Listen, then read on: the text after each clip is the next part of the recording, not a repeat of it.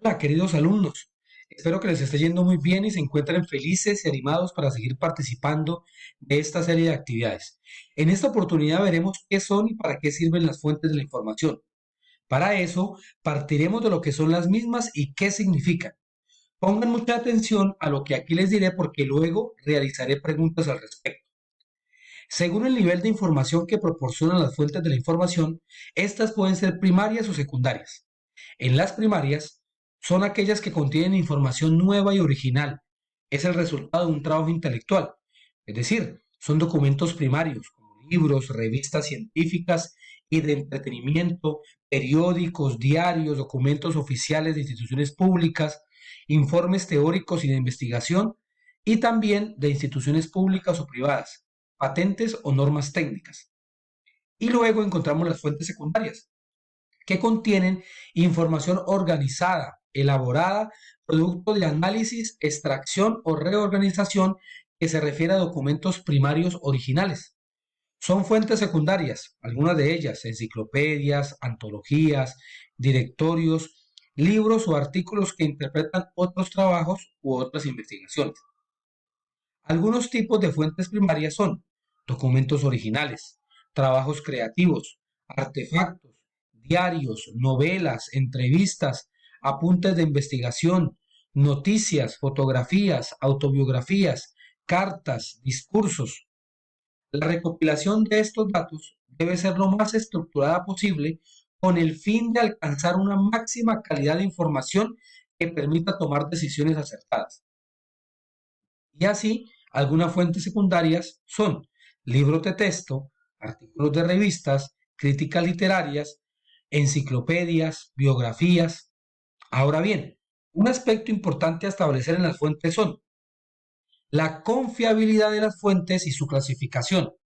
En ese sentido, tenemos que lo primero que hay que considerar es el valor, es decir, la relevancia que pueda tener una fuente de información. La confiabilidad se refiere a qué tanto podemos creer en la información que nos brinda. El valor es relativo al tema. Por ejemplo, si alguien está haciendo una investigación histórica, es probable que le interesen más las fuentes antiguas que las actuales, pero puede que otra persona con otro tema de investigación no le parezcan tan valiosas.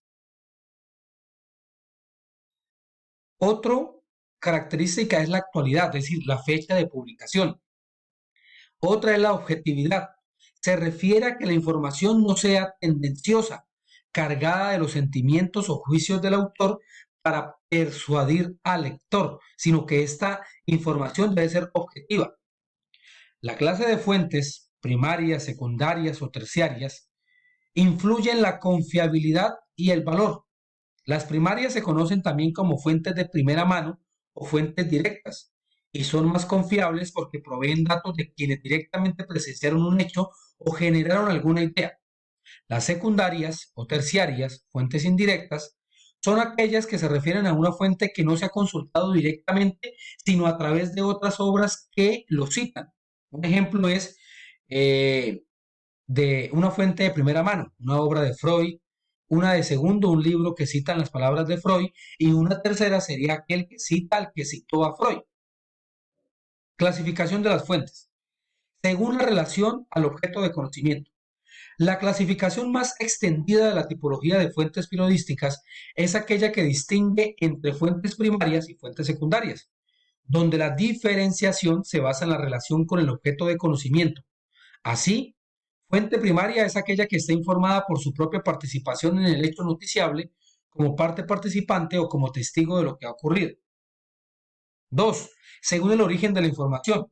Un factor importante es la diferenciación entre la fuente de procedencia de la noticia y las diferentes fuentes que se consultan para la confección de la misma. Así se puede observar fuentes de origen de la información que son fuentes de las que nace directamente la noticia. Por otro lado, están las fuentes complementarias, que son aquellas que sirven para completar y contrastar la noticia. Tercero, según el nivel de acceso.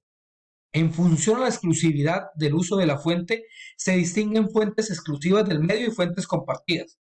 Para el medio de comunicación es garantía de reconocimiento el poder ofrecer una información en exclusiva que proviene de una fuente de la que tan solo ese medio puede beneficiarse. A veces no se trata solo de la exclusividad de la información, sino de la fuente, que puede tener complementos de valor añadido. Cuarto, según su grado de institucionalización.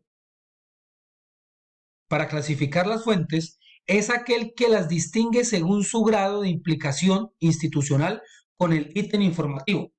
En función de esta variable, se distinguen entre fuentes oficiales aquellas directamente relacionadas con la producción de la información, gobierno, ayuntamientos, asociaciones, ONGs, y fuentes no oficiales, las que aún teniendo su propio punto de vista o datos que aportar sobre el suceso no están ligados a su origen o carecen de una autoridad reconocida.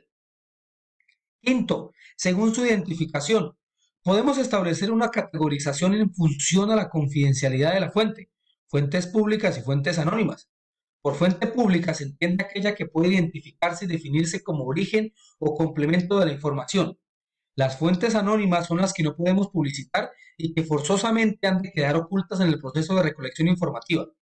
El uso de las fuentes anónimas puede estar justificado cuando ésta prefiere reservar su anonimato para protegerse de eventuales consecuencias negativas. Bien, con relación a todo lo anterior, entonces vamos a hacer la actividad. Con la ayuda de esta información y otra que consideremos necesaria, vamos a realizar las siguientes actividades que se plantean a continuación dentro de la dinámica de esta clase que se encuentran descritas en la plataforma Moodle. Allí las pueden encontrar. Entonces, chicos, suerte y aquí los espero con sus cuestionarios.